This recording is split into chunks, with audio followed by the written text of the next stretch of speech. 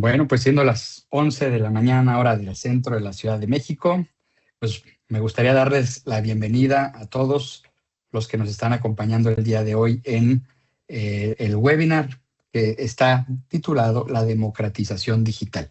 Cómo la tecnología ya no es solo para las grandes empresas. Y hoy tenemos unos invitados de lujo que nos están acompañando, así que me gustaría platicar un poquito quiénes son ellos para que pues entremos ahí en calor con el tema, ¿no? Pues contamos con la participación de Tania Villatrápala. Muchas gracias, Tania, por acompañarnos. Tania es una experta destacada con más de 20 años en el ámbito de las telecomunicaciones y la regulación tecnológica en México, así como en la creación de estándares técnicos, planeación de espectro radioeléctrico y un liderazgo en las discusiones técnicas a nivel nacional e internacional. Es ingeniera en telemática por el Instituto Tecnológico Autónomo de México, ITAM, y cuenta con una maestría en sistemas inalámbricos en el Real Instituto de Tecnología de Suecia, KTH, por sus siglas en inglés, y doctora en electrónica y comunicaciones por la Telecom Paris Tech en Francia, donde colaboró con la Deutsche Telekom de Alemania. Bajo su liderazgo, han puesto estándares y lineamientos de calidad de servicio móvil que se aplican en México y en el mundo. En 2025 trabajó como directora general de política de telecomunicaciones de la Agencia de Transformación Digital y Telecomunicaciones, ATDT. Tania ha liderado al equipo técnico de la delegación mexicana en la Conferencia Mundial de Radiocomunicaciones 2023 y otras asambleas internacionales, entre otra larga lista de tareas y responsabilidades que ha tenido Tania. Muchas gracias por acompañarnos el día de hoy, Tania. Bienvenida. Un gusto tenerte por acá. Gracias.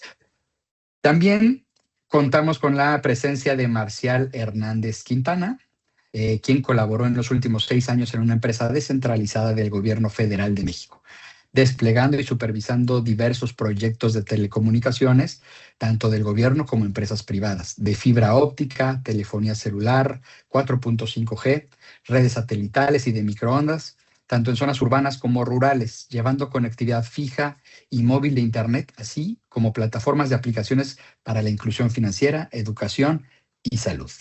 Es ingeniero en electrónica y telecomunicaciones por la Universidad Autónoma Metropolitana. Posteriormente estudió un posgrado en Administración de Empresas por el ITESM, Campus Ciudad de México, Tecnológico Monterrey. Y anteriormente trabajó en la empresa de telecomunicaciones japonesa NEC y actualmente colabora como consultor independiente e inversor para infraestructura de telecomunicaciones y data centers, también dentro de una larga lista adicional de responsabilidades. Marcial, gusto tenerte por acá también. Bienvenido. Gracias, Rodrigo. Buenos días a todos, a todas. Gracias, gracias. Y bueno, también nos acompaña Francisco Bravo Torrescano. Paco lidera la unidad de negocios empresarial de Eni Networks con más de 25 años de experiencia en telecomunicaciones.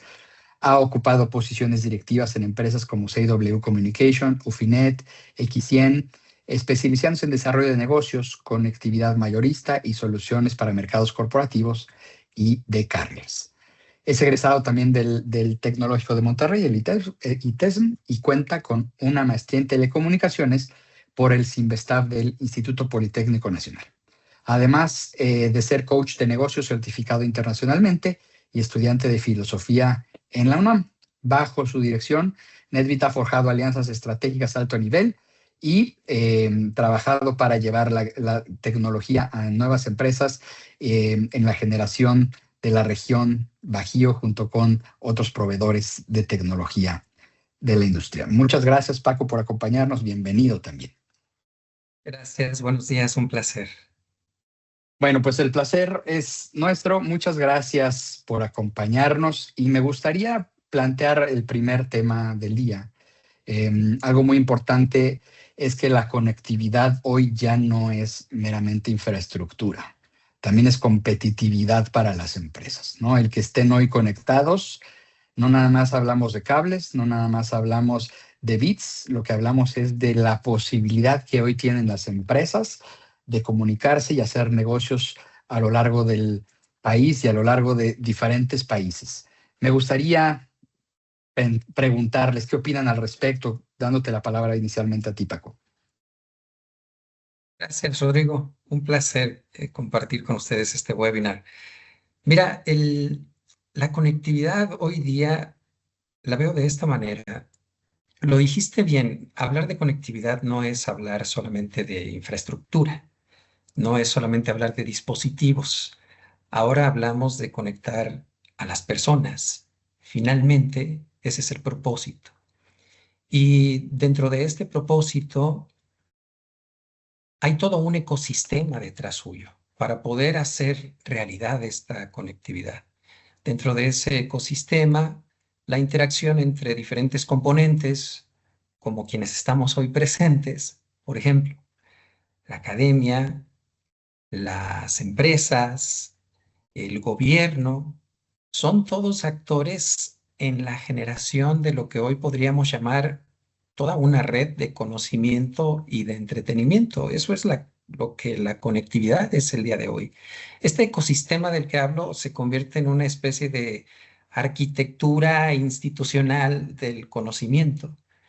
Y cuando hablamos del título de este webinar, que es democratización, se trata de hacer que ese conocimiento circule. Para eso es la conectividad. Y cuando logras que eso suceda, entonces las diferencias entre los diferentes sectores de la sociedad se hacen más pequeños, se acortan.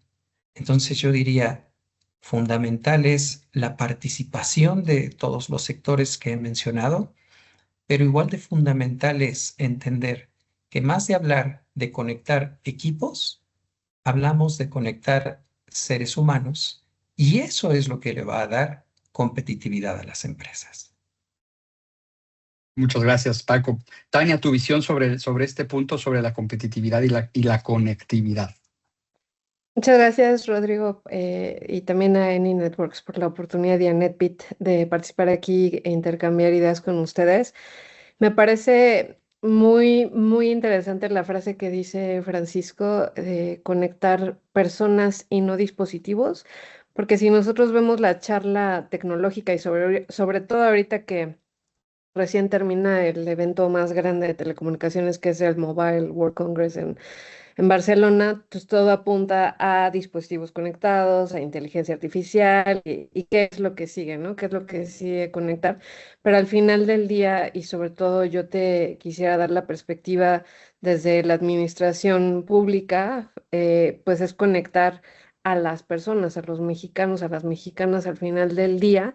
Y creo que tenemos también que entender una realidad en México, que ya lo decías tú, hoy es competitividad. Sí, pero existen dos realidades en México, me parece. Está el México más urbano, donde incluso tenemos varias redes de telecomunicaciones en competencia, donde ya hoy las personas tenemos más de una opción para poder contratar los servicios y entonces la competencia se vuelve por precios, por calidad, por servicios, aplicaciones encima del servicio básico y un México más rural, que es donde desafortunadamente todavía hay una brecha digital, una brecha de cobertura y una brecha de infraestructura. Si hoy vemos, por ejemplo, el sureste del país, pues ahí definitivamente el foco debe ser en conectar a las personas que todavía no cuentan con los servicios y también otra cosa que creo que hay que reflexionar o reconocer es que México es un país bien complejo. Si pensamos, por ejemplo, en la zona de Oaxaca o de Chiapas, pues es una zona montañosa, son zonas donde no es fácil y prácticamente en algunos lugares imposible llegar con fibra óptica. Incluso las microondas, que normalmente es la alternativa a la fibra óptica, es difícil cuando tienes una sierra que pasa por las localidades y es que hay localidades que están en medio de las montañas. Es muy difícil pensar cómo llevar soluciones de conectividad ahí, sobre todo por las inversiones que se necesitan. Y luego hay nuevas tecnologías, como por ejemplo los servicios satelitales, que hoy día ya vemos la nueva aplicación que es el servicio del satélite directo al dispositivo y eso es a nuestros teléfonos, que eso pues viene o se presenta como una nueva oportunidad también para llegar a esos rincones alejados del país. Pero creo que hay que, totalmente de acuerdo, es conectar personas. Creo que hay que entender también la conectividad como algo integral, porque incluso, y hablo de personas que viven debajo incluso de cobertura, al lado de una antena del servicio móvil, y no les alcanza para pagar un plan o para pagar una tarjeta, un prepago. Entonces, también existe una brecha de asequibilidad que es, puedo estar cerca de la red, pero no me alcanza para pagar el servicio. Entonces hay que atacar este problema desde esta perspectiva integral y bueno, sobre todo, retomo tu frase, Francisco, es conectar a, yo diría, las y los mexicanos. Gracias, gracias, Tania. Y sobre todo en un país como México, ¿no? Donde hay ciudades centralizadas, ¿no? Y eso también tiene mucho que ver con la inversión de las empresas, etcétera. Marcial, ¿qué opinas al respecto? Sí, Rodrigo, muchas gracias. Muy buenos comentarios, Tania. Gracias, gracias, Francisco. Y quisiera abonar solamente algunos pequeños comentarios al tema de conectividad y la competitividad. Mayormente desde el punto de vista que estuve trabajando en el gobierno federal, se veían proyectos interesantes para llevar conectividad, pero definitivamente debe de verse como una ecuación, no solamente como un elemento aislado de esa ecuación, la conectividad, debe ser parte de todo el ecosistema. Y en ese sentido hablábamos con empresas privadas, con municipios, donde pudiera verse esa necesidad de conectividad. Por ejemplo, un caso muy claro que lo tengo muy en la mente, una clínica rural en Chiapas, perdón, en Campeche. No tenía conectividad, la salud estaba limitada porque no había comunicación con el doctor, los medicamentos, si podían o no llegar a tiempo, ¿no? En ese sentido, realmente debemos de trabajar todos en conjunto, tanto gobierno, industria, la educación, está además decirlo, también está incluida y en ese sentido, todos abonamos a esa necesidad de conectividad. Y no solamente en las áreas rurales, que es donde más se necesita, sino por las troncales que pasan por zonas urbanas, donde empiezan a disgregarse toda esa conectividad, todos esos backbone de alta velocidad que van a esas zonas rurales, ¿no? Donde llega ya un operador local o bien una empresa del gobierno para poder dar esa conectividad a esos ciudadanos que tanto lo necesitan y que tanto apoyan, ¿no? Entonces, nuevamente, hay que trabajar todos juntos para lograr ese ecosistema y lograr realmente una competitividad, una conectividad para beneficio de la sociedad y en ese sentido democratizar la conectividad en los beneficios de salud, educación e inclusión financiera también, ¿no? Gracias. Al contrario, Marcial, muchas gracias. Y tocas un tema muy importante que es la colaboración, ¿no? Y me gustaría plantear sobre el tema de la colaboración industria, gobierno y academia, ¿no? O sea, ¿es una necesidad estructural o sigue siendo un discurso aspiracional? ¿Cuál es la situación en este aspecto? Quien quiera Por ahí, comenzar. Gracias. si me permiten, Adelante. igual y para, para empezar, obviamente mi perspectiva es desde gobierno, pero creo que cuando, y hay incluso, por ejemplo, hoy me desempeño en el regulador de telecomunicaciones. Como regulador, incluso nos califican y se habla de generaciones de reguladores, y la última generación es cuando se tiene un esquema de regulación colaborativa. ¿Y esto qué quiere decir? Que las reglas se construyen en colaboración con los regulados, con la industria. Creo que siempre es importante tener, en nuestro caso, este intercambio con la industria. Por ejemplo, ahora, y justo mientras estamos platicando aquí, está también un encuentro nacional de pequeños operadores organizado por Promtel, que es el organismo promotor de inversiones en telecomunicaciones. Ahora que estos pequeños operadores han cobrado tanta relevancia, es necesario para nosotros acercarnos desde el gobierno a ellos, platicar, ver cuáles son sus necesidades, porque definitivamente las necesidades de una empresa pequeña, si la comparamos obviamente con los grandes operadores, son totalmente distintas a las que pudiera tener un operador ya comercial establecido. Entonces, desde gobierno, ¿cómo podemos facilitar ese desarrollo. Al final del día creo que lo que todos buscamos es que vengan inversiones, pero las inversiones solo las vamos a ver si hay un ambiente de certidumbre, donde sepan qué esperar, donde las reglas sean claras. Y bueno, con la academia, pues definitivamente también es un complemento a nuestro trabajo. Yo desde toda mi vida profesional he trabajado mucho en colaboración con universidades mexicanas. De hecho, varios de los programas que tenemos, por ejemplo, de servicio social, al día de hoy siguen trabajando conmigo. Entonces, y la colaboración también con los docentes, al final del día, pues son quienes están involucrados en la investigación, en qué vienen, qué es lo nuevo, qué nuevas tecnologías. Entonces, creo que al final del día involucrar todas estas perspectivas, obviamente yo le agregaría la sociedad civil, porque también hay que entender qué queremos, qué necesitamos, qué nos duele como usuarios, usuarias de los servicios de telecomunicaciones o de radiodifusión.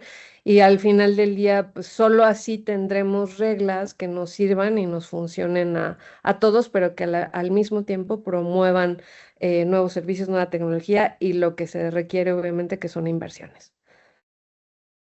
Claro, muchas gracias, Tania. Y Marcial, ibas a comentar algo también al respecto. Sí, Rodrigo, muchas gracias. Gracias, Tania, por los acertados comentarios. Pues efectivamente, yo creo que la colaboración con academia es esencial. Nuevamente, el tema de colaboración, pues debe de ser abundante con todos los entes participantes y la academia no puede ser menos, ¿no? En mi paso por el gobierno federal, bueno, pues estuvimos trabajando mucho con el ITAM, el doctor Ante Salcedo, por ahí, una persona muy, detonó muchos proyectos que estuvimos realizando con el Instituto Politécnico Nacional, la UNAM, definitivamente, varios proyectos que se formalizaron, tomaron forma definitivamente, por toda la ecuación que va imbuida para poder dar esa conectividad asequible, que sea que tenga la competitividad necesaria, los retornos de la inversión para las empresas privadas, ¿no?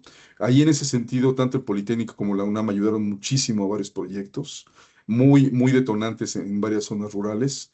Y pues definitivamente es una parte muy importante de la ecuación, la academia, y pues seguiremos trabajando con ellos, ¿no? Definitivamente. Gracias. Gracias, Marcial. Y aquí me gustaría preguntar sobre si existe algún modelo internacional que sea una referencia. Si sabemos de algo que hoy actualmente ya sea una referencia o si estamos viendo hacia algún otro lugar de alguien que ya lo tiene esto muy bien estructurado y que nos gustaría acercarnos hacia allá. ¿Alguien tiene algún dato sobre esto?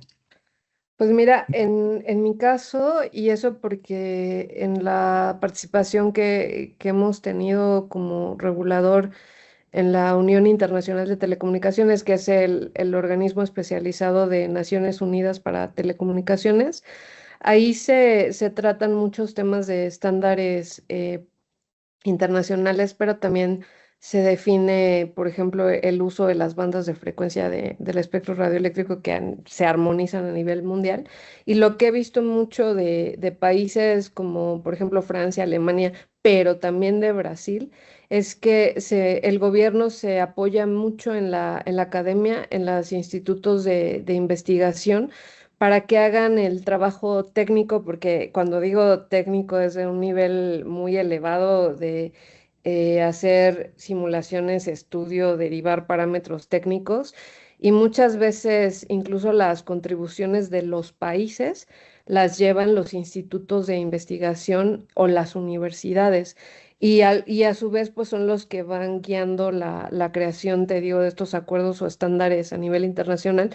Y es algo que desde que yo lo vi la primera vez dije, bueno, pues hay que buscar a la academia, porque creo que aquí en México tenemos también profesionales y docentes muy valiosos, que ya como comentaba Marcial, colaboran, pero que creo que podemos llevar como que al siguiente nivel esa colaboración, ¿no? Y que incluso o el prestigio que puede ganar México a nivel internacional, pues también descanse en este pilar de la academia que tenemos acá, ¿no? Y aprovechar o como sacarle jugo también a pues tantos estudiantes brillantes que tenemos aquí en México.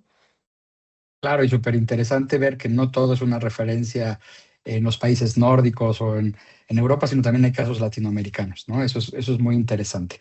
Muchas gracias, Tania. Y me gustaría pasar al siguiente bloque, que es la neutralidad de la red, ¿no? Y el acceso equitativo. Se habla mucho, ¿no? Cuando hablamos de democratización de los servicios, ¿qué es la neutralidad de la red? Todo el mundo habla de eso, pero si me pueden platicar justamente qué es la neutralidad de la red. Híjole, pues perdón que me meta otra vez. Sí, No, por para favor. iniciar, pero y hay dos conceptos que normalmente, o he escuchado que a veces se intercambian, pero que son dos cosas totalmente distintas. Y te cuento también mi experiencia estando en la AT&T mientras se trabajaba el proyecto de la nueva ley en materia de telecomunicaciones y radiodifusión, porque se revisó ese tema precisamente de neutralidad de la red. Es un concepto que estaba definido en la ley anterior de 2014, la Ley Federal de Telecomunicaciones y Radiodifusión, y se entiende como las características que básicamente el servicio de Internet tiene que cumplir, como por ejemplo la no discriminación, es decir, que no se priorice un tráfico sobre otro, también la seguridad y esas cuestiones más técnicas que aseguren que podamos tener acceso a todos los contenidos bajo las mismas condiciones. Eso fue un concepto que en la nueva ley se reforma y sobre todo porque no sé si hayan estado involucrados en esas discusiones, pero cuando se presenta la iniciativa del Ejecutivo Federal en la Cámara de Senadores, se abre un espacio para discutir el proyecto de ley donde especialistas de todos los sectores, que ahora que hablábamos de la colaboración, pues fueron de la industria, de la academia, de la sociedad civil, del gobierno, a presentar sus visiones e incluso las asociaciones que también buscan proteger los derechos de las y los internautas. Y fue muy discutido porque había algunos conceptos o adjetivos de la neutralidad de la red que se cambiaron las definiciones, pero lo que se buscaba era que no se acotara a que se permitiera que, por ejemplo, yo como usuaria, si quiero tener un servicio con mayor calidad de servicio, pues tengo que ir y pagar por el paquete VIP, ¿no? El Plus y luego el Plus Plus y ya llegamos a los extremos ahí que luego nos muestran en las series de televisión, ¿no?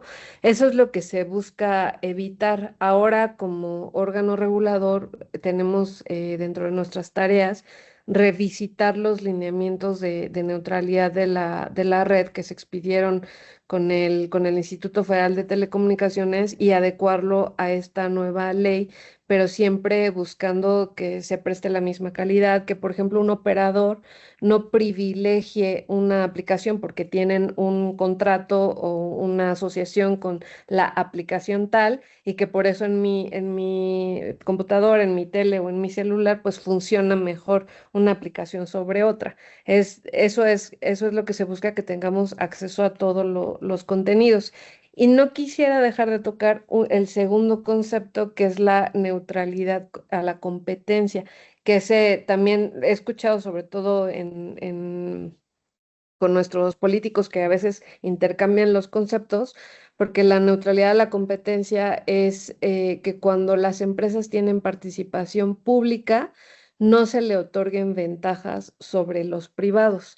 Y que eso también generó muchas dudas durante todo este trabajo de la nueva ley, porque ahora la ley le permite a la CFE, que todos a lo mejor la conocemos como la proveedora de servicios de electricidad, pero que también da servicios de telecomunicaciones, ¿no? Está este proyecto de CFE de Internet para Todos.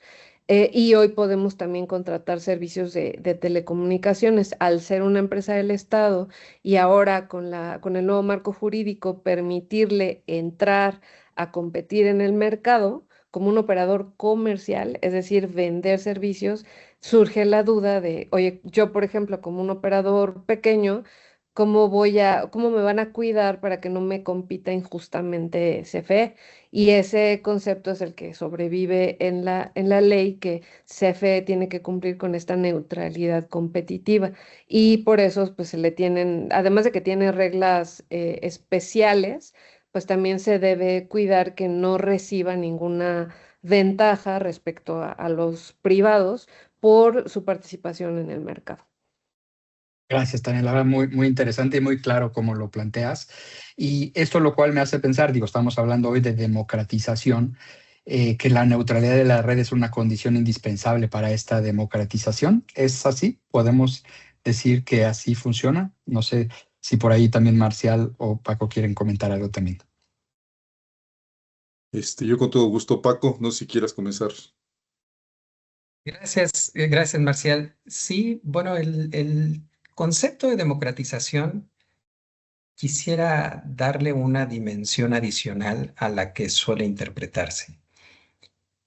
Fíjense que el demos, que es el pueblo, normalmente no sabe en materia de telecomunicaciones o no es consciente de que puede decidir.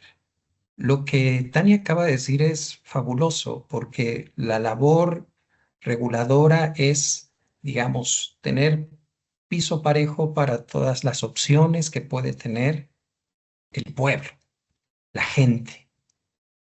Sin embargo, sucede lo siguiente. Esto es parte del ecosistema que hoy tenemos en México. Si tú piensas en hace 4 décadas, había una sola opción. No había ni que decidir, o vaya, o te conectabas o no te conectabas, era así de fácil.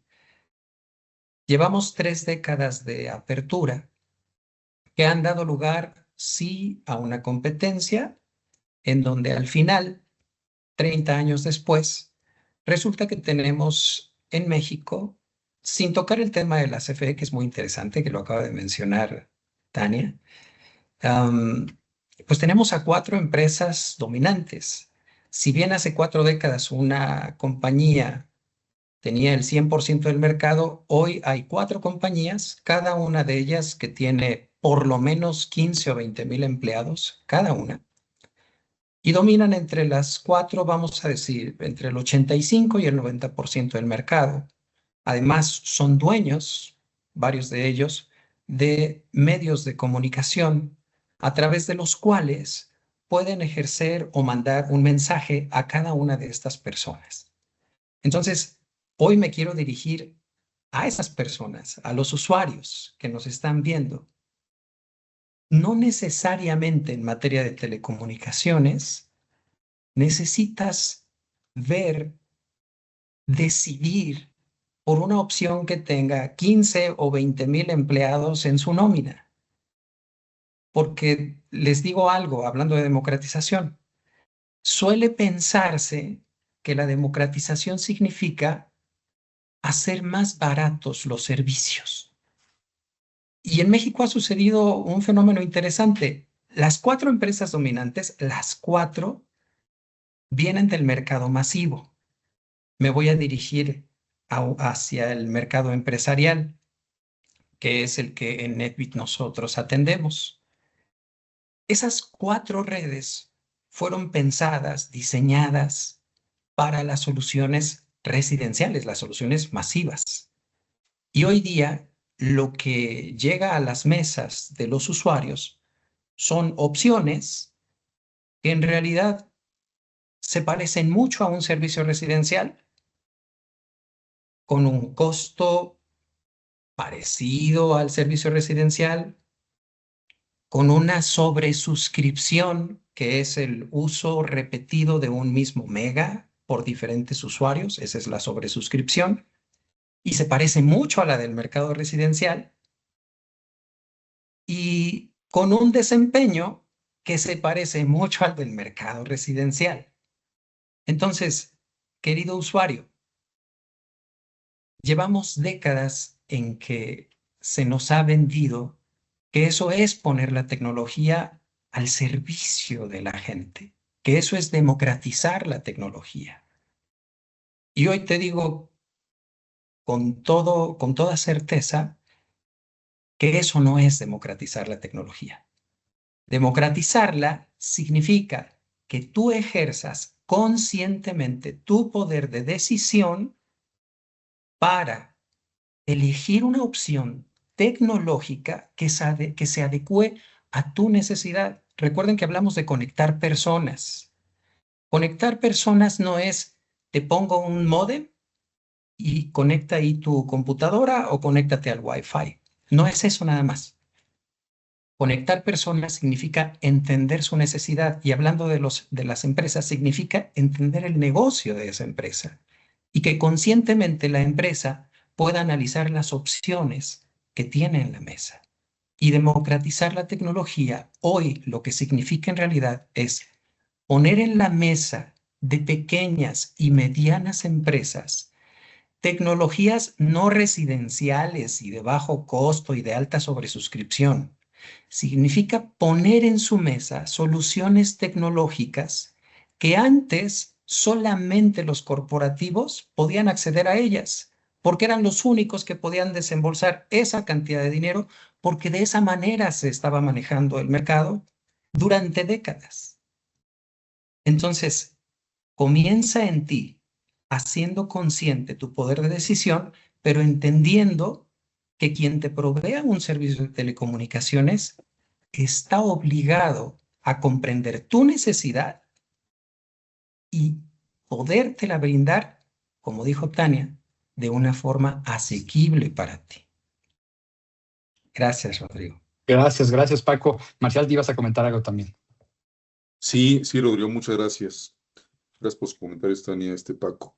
Efectivamente, el tema de la neutralidad de la red es un concepto que ha estado impactando mucho a nuestra sociedad vía los operadores de telecomunicaciones. Ese concepto lo escuché hace 3 años por primera vez con una empresa del norte del país y luego de forma muy natural cómo imbuía con los demás operadores de telecomunicaciones. Un caso muy práctico.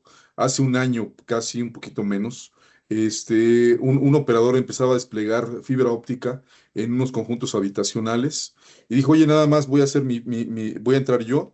Y de pronto vio que podía dejar entrar al operador, a otro operador, a su competencia, y que usara esa misma red, ¿no?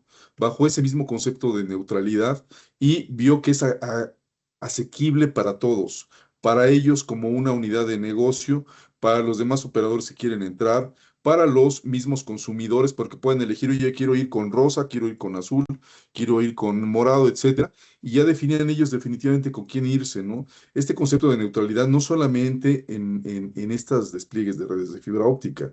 Quiero mencionar también que los puntos de intercambio de Internet, que lamentablemente México tiene pocos en el país y se han desarrollado poco.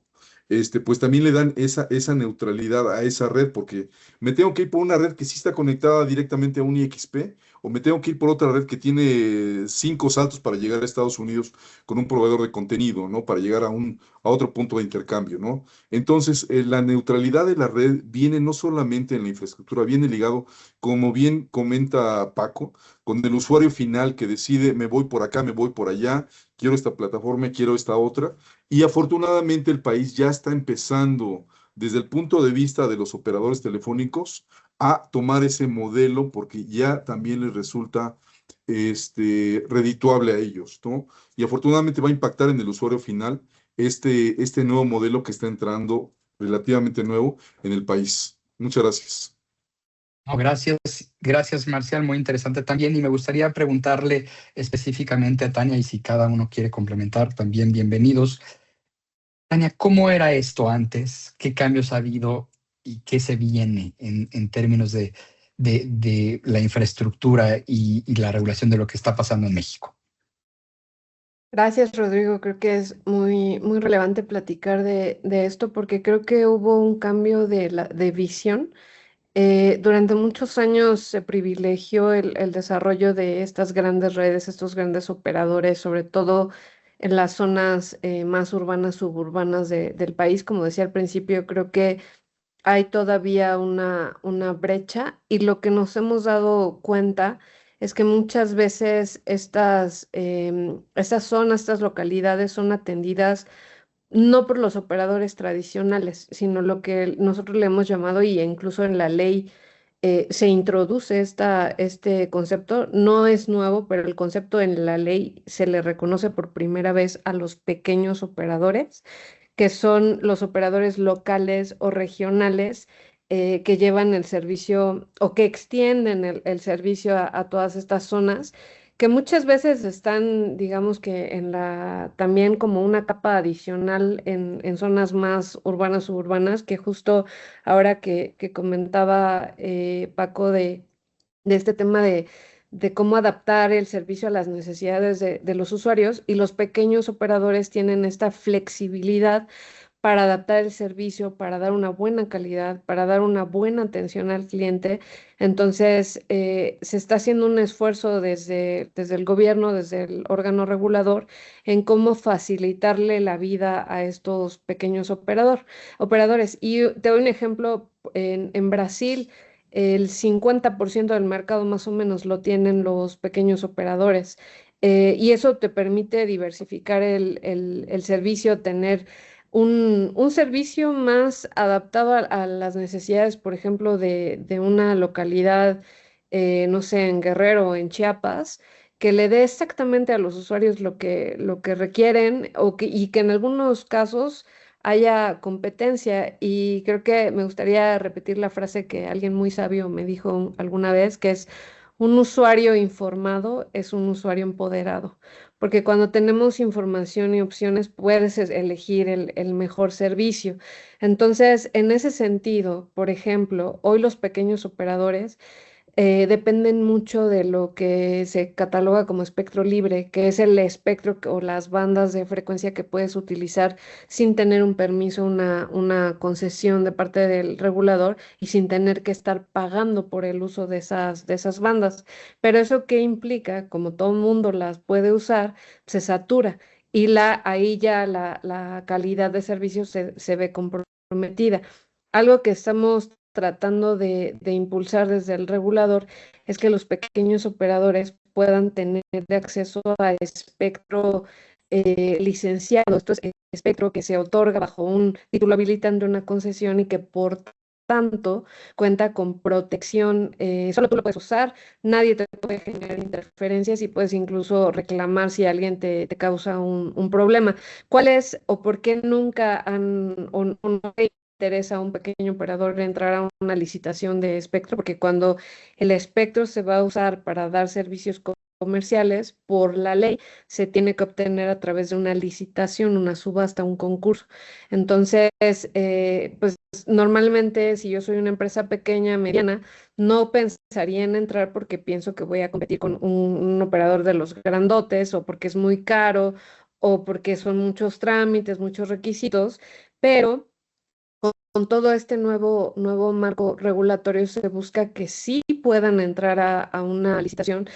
Por ejemplo, un proveedor de servicios de Internet inalámbrico, o WISP, como los conocemos, que hoy tiene que desplegar enlaces de microondas para dar el servicio, por ejemplo, en oficinas o en corporativos o en casas incluso. En lugar de desplegar todos esos enlaces, podría tener una torre usando una banda de frecuencias como por ejemplo 600, 800 MHz, y podría dar o cubrir toda la localidad con una sola torre. Entonces, incluso la penetración que puede tener y dar un buen servicio dentro de una oficina, un hogar, pues obviamente hay muchas ventajas técnicas en tener este espectro. ¿Qué es lo que se busca? Tener una licitación donde haya condiciones diferenciadas para los pequeños operadores, para que puedan entrar, que incluso haya una parte del espectro reservado para ellos, y además que la otra preocupación es ¿y cuándo voy a tener que pagar por ese espectro? Porque hemos escuchado en muchos lados que el espectro es caro en México, ¿no? Pero bueno, sí, es muy distinto si el espectro se usa a nivel nacional, que porque normalmente se cobra por zona geográfica, por población cubierta, así lo voy a usar en un municipio, por ejemplo. Ya de entrada sería más barato, pero la nueva ley lo que establece es que a los pequeños operadores hay dos opciones. Se les puede exentar del pago de derechos del uso de espectros, son los pagos anuales que se hacen por utilizar las frecuencias, o sea, cero, o se les puede dar descuentos. Lo que hay que definir desde el regulador es cuándo aplica uno y cuándo aplica otra. Un ejemplo de una política podría ser que las zonas donde no hay cobertura hoy, cobertura entendida como una conectividad suficiente, que tenga una velocidad decente, podría ser el espectro gratis, o sea, no se pagaría nada, o con un descuento significativo, que de por sí ya es un monto mucho menor que lo que paga un operador grandote, y aún así tendría un descuento. Además de eso, pues, lo que se busca es facilitarles también el tener menos requisitos, obligaciones diferenciadas, te decía, o menos obligaciones que los grandes operadores, y que creemos que esto puede ser un habilitador para los pequeños operadores. Entonces, sí pensar, y me parece muy, muy importante transmitir, sobre todo a través de ustedes, que esta próxima licitación de espectro que emitirá la Comisión Reguladora de Telecomunicaciones tiene contemplado que puedan entrar los pequeños operadores bajo este régimen diferenciado, y que también sepan que no tendrían que considerar unas inversiones tan grandes como un operador tradicional, por decirlo de alguna manera. Gracias, Tania. Es muy interesante ver que las cosas han ido avanzando y que todavía tienen miras a seguir avanzando en ese camino. Me gustaría también hablar sobre las smart cities o las ciudades inteligentes, ¿no? O sea, es como ese ideal, ¿no? Hacia donde todo el mundo tecnológico nos queremos dirigir, donde todos estamos conectados, donde todos tenemos accesibilidad. Y me gustaría preguntarles y poner sobre la mesa si el generar smart cities o ciudades inteligentes corremos el riesgo de crear en realidad islas inteligentes que aumenten la desigualdad. ¿Cuál es su opinión al respecto? Gracias, Rodrigo. Si me permiten, quisiera Claro. comentar. Eh, sí, definitivamente, pues para crear Smart Cities necesitamos tecnología, conectividad muy fuerte por las altas demandas que las mismas necesidades dan de esos aplicativos, de esos objetos, de esa IoT. Entonces sí, definitivamente va a ser una desigualdad que va a ser marcada, pero que es necesario comenzar, ¿no? Definitivamente necesitamos comenzar, y ya se han empezado a ver algunos casos, ¿no? De aplicaciones. Entonces, reitero, la desigualdad se va a dar, pero es lo que manejamos hoy en día. No es una conformidad, pero sí es que debemos de seguir avanzando y comenzar con algunos puntos, ¿no? Con algunos casos en particular. Entonces, pues debemos seguir avanzando con el tema de infraestructura, con el tema de aplicativos, para poder llegar a esas smart cities definitivamente que son necesarias, definitivamente son necesarias. Y pues, nuevamente todos debemos de colaborar para poder llegar a sumar a esas ciudades inteligentes. Gracias. Y qué difícil tu pregunta, Rodrigo, porque pues obviamente queremos tener lo último de la tecnología. El mismo término, ¿no? Ciudad inteligente tiene una connotación de algo más urbano, de que puedas tener los semáforos controlados de manera inteligente, que puedas tener conectividad de las luminarias, por ejemplo, ¿no? Automatizar, no sé, los estacionamientos, cuestiones de ese estilo, evidentemente tienen una connotación de lo urbano. Sin embargo, creo que también hay que pensar en otras aplicaciones que hoy, por ejemplo, con lo que conocemos como redes privadas, sobre todo 4G o 5G esta nueva tecnología, tienen aplicaciones u otros casos de uso que puede ser en agricultura, en manufactura, en logística. Entonces, fuera de este ambiente más de ciudad, también se pueden encontrar soluciones de conectividad y ahí tenemos algunos ejemplos ya en México. De hecho, a finales del año pasado dimos una autorización para uso de espectro en, me parece que en Chihuahua, bueno, en el norte del país, para 2 fábricas que son fábricas inteligentes. ¿Qué quiere decir esto? Que tienen servicios de conectividad, incluso con diferentes soluciones. Es decir, tienen el 5G, pero también tienen Internet de las cosas, les permite automatizar sus procesos, manejar la maquinaria a distancia, la conectividad de los empleados en zonas donde, por ejemplo, hoy no hay una cobertura ya de las redes de los operadores. Y esto cada vez vemos más interés porque estamos recibiendo más solicitudes de este tipo de despliegues. También recientemente otorgamos una de un puerto, donde ya los puertos también pues, hacen uso de la tecnología para dar, por ejemplo, el seguimiento de dónde están los contenedores, para optimizar todos sus procesos. Y otro gran representante de este uso de la tecnología es el sector minero, porque ya desde hace algunos años hemos trabajado, desde incluso cuando estábamos en el IFT, el regulador anterior, en habilitarle a las mineras que pudieran utilizar una banda del espectro radioeléctrico para que tuvieran soluciones. Ahí en su caso, por ejemplo, es monitoreo de la calidad del aire, porque es ahí muy, muy peligroso que los trabajadores, que los mineros estén bajo tierra si hay alguna contaminación, y que les permite incluso en zonas donde ya no pueden acceder, manejar la maquinaria a distancia, y que ellos pues han sido como que los principales... em, los que usan este tipo de soluciones, que ya lo tienen hoy muy entendido, pero que ahora queremos también llevarlo a otros sectores, ¿no? México tiene un sector de manufactura muy fuerte, por ejemplo, si pensamos en el sector automotriz, y creemos que ahí pues hay una oportunidad para automatizar todas estas plantas o estas fábricas, y que eso nos posicione. También se ha oído mucho este término del nearshoring, ¿no? Que seamos atractivos como país para que vengan fábricas aquí a instalarse, pero ya fábricas modernas o fábricas inteligentes, que ya pasamos de ese concepto de ciudad a fábrica, a puerto, a mina inteligente, y que son otras aplicaciones para también llevar la tecnología a más zonas, ¿no? Incluso ya por último hay en México un proyecto de desarrollo de parques industriales, que al final del día, pues y que junto con un programa del gobierno, que son los polos del bienestar, que también se les da beneficio en estas zonas geográficas donde se instala un parque industrial, que a lo mejor hasta tienen beneficios fiscales, y esto es como para hacerlo pues llamativo, atractivo, para que vengan empresas y se instalen ahí, porque que al final del día son inversiones, es empleo y es generación, desarrollo de tecnología. Entonces creo que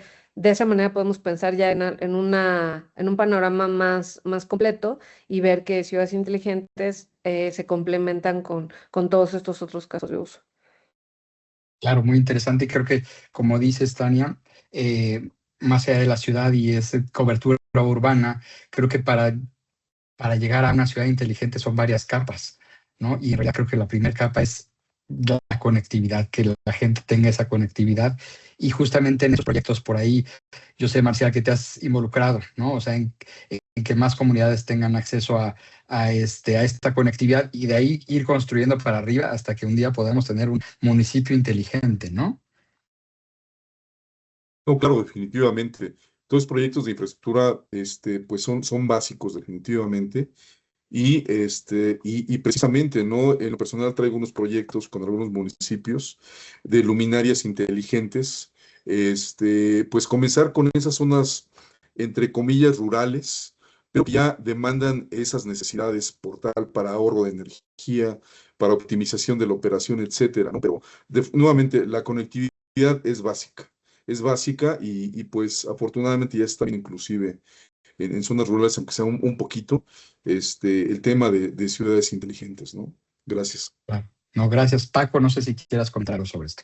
Sí, solo una breve aportación, Rodrigo, gracias. Mira, para mí las Smart Cities va ligado efectivamente al tema de la conectividad, pero lo quiero asociar igual que se hizo con el concepto de conectividad hacia las personas, porque en Smart Cities se suele pensar en acumulación de tecnología, ¿no? Sensores, gestión eléctrica, plataformas, IoT, etcétera, etcétera. Y eso está muy bien, de acuerdo. En términos ingenieriles, eso es la capa 1, digamos nosotros, ¿no? Pero más allá de ello, para mí la verdadera evaluación de una ciudad inteligente es la que responde a las preguntas, ¿está mejorando la participación ciudadana? ¿Optimiza los servicios públicos para esa ciudadanía? ¿Reduce? Tú hablabas de desigualdades. Para mí, si una ciudad que incrementa las brechas, bajo ningún escenario podría llamarse inteligente. Yo creo en lo contrario. Creo que una Smart City tiene que ser diseñada, pero sobre todo ejecutada para reducir esas desigualdades urbanas, porque al final lo que realmente te va a dictaminar si esa ciudad es inteligente o no es la calidad de vida que está generando. Muy bien, gracias, Paco. Pues lamentablemente nos estamos acercando ya al final de la hora, ya prácticamente estamos por cerrar. Si alguien tiene alguna pregunta, si estás en la libertad de hacerla en el chat, trataremos de responderlas en la mayor medida de lo posible. Y me gustaría pasar al tema final, ¿no? O sea, si me pueden compartir, me gustaría hablar sobre el México Digital 2030, ¿no? ¿Cómo se ve un México digital verdaderamente inclusivo en 2030? ¿Qué es lo que tendríamos que estarnos enfocando? Y si quieren también agregar, voy a ir contando a ustedes sus comentarios finales, ¿no? ¿Con qué cerrarían de esto que hemos platicado el día de hoy? Me gustaría comenzar con Tania. Tania, tu visión sobre un México digital verdaderamente inclusivo en 2030 y tus comentarios de cierre. Ay, perdón, es que se me cortó tantito, pero México Digital al 2030 creo que es un México donde la conectividad, te decía, se ve de manera integral, donde logramos promover la competencia de diferentes actores. Creo que yo veo a los pequeños operadores como protagonistas rumbo al 2030.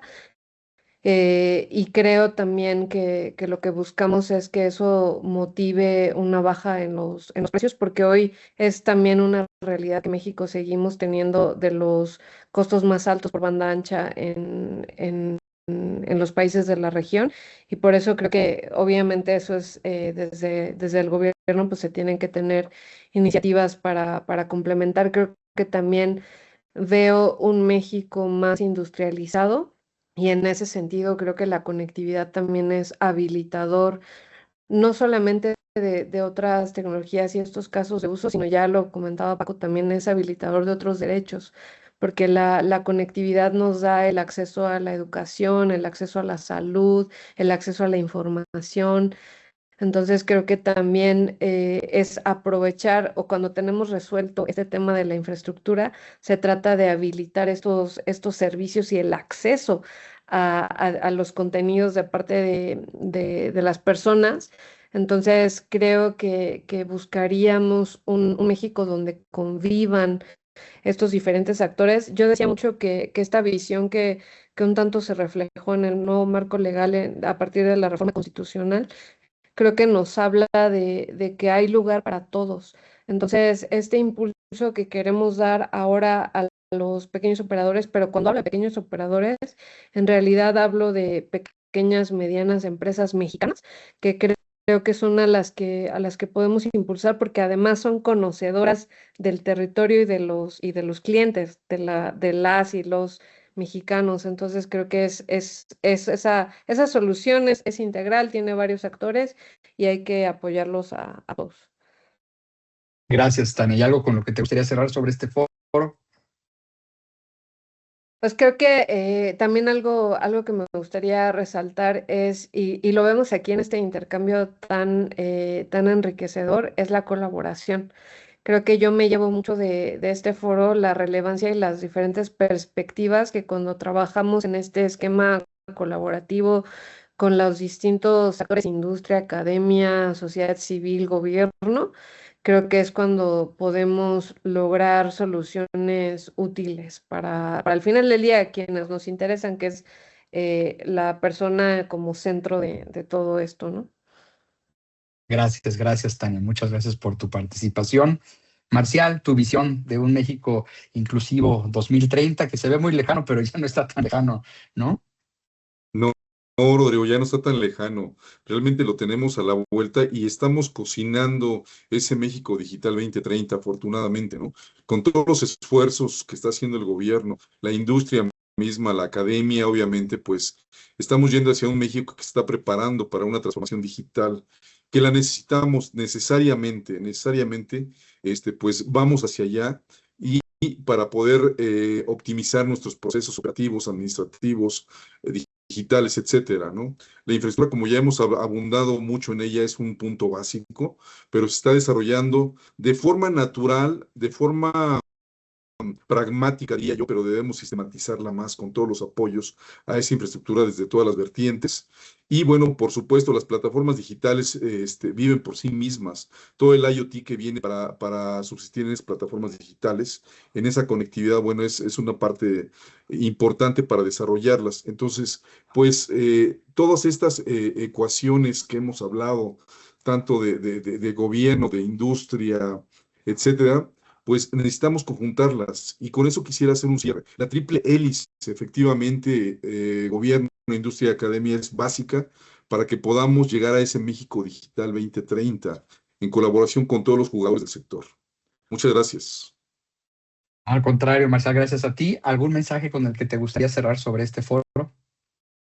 Pues realmente hacen falta más foros de este tipo, donde se puedan difuminar estas ideas para poder contaminar a todo el sector, ¿no? Contaminarlo positivamente y pues crear esas sinergias que son necesarias, seguir creando nuevamente. Gracias. Gracias, Marcial. Paco, tu visión 2030 de un México inclusivo digitalmente. Gracias, Rodrigo. Es un tema maravilloso. Y aquí quiero decir lo siguiente. Somos una generación históricamente afortunada porque hemos sido testigos de dos grandes cambios mayúsculos tecnológicos, ahora que estamos hablando de tecnología. El primero que fue el Internet y el segundo que es la inteligencia artificial. Hacia el 2030, además, coincide con un cambio generacional. Es decir, hoy la generación Z está en las aulas todavía, pero dentro de 5 años, esa generación Z va a comenzar a tomar decisiones basadas en el apoyo tecnológico que tiene a través de esta gran red de conocimiento y entretenimiento que es el Internet, y además utilizando como motor la inteligencia artificial.